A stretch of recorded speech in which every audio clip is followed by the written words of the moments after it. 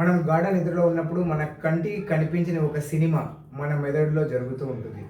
ఆ సినిమా పేరే కళ. అంటే మనం నిద్రలో ఉన్నప్పుడు కళలు ఎందుకు వస్తాయనే విషయాన్ని ఈ వీడియోలో తెలుసుకునే ప్రయత్నం చేద్దాం. Welcome to my YouTube channel తెలుసుకుందాం, తెలివిని పెంచుకుందాం.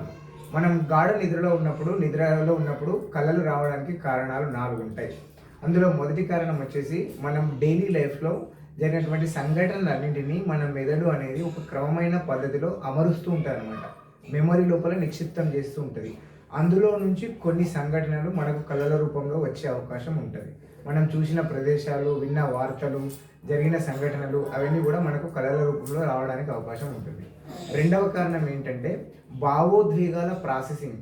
అంటే మనకు బాధలో ఉన్న, సంతోషంలో ఉన్న, దుఃఖంలో ఉన్న వాటన్నింటినీ మన మెదడు అనేది అర్థం చేసుకోవడానికి ప్రయత్నిస్తుంటారు అనమాట.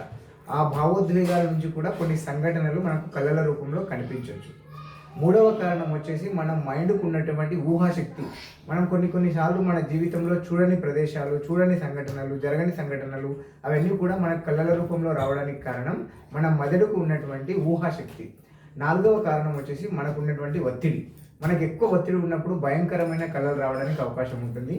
ఇలాంటి ఇంట్రెస్టింగ్ విషయాల కోసం నా ఛానల్ని సబ్స్క్రైబ్ చేసుకోండి. నా కంటెంట్ కనుక మీకు నచ్చితే లైక్ చేయండి, షేర్ చేయండి, సబ్స్క్రైబ్ చేయండి. Thank you very much.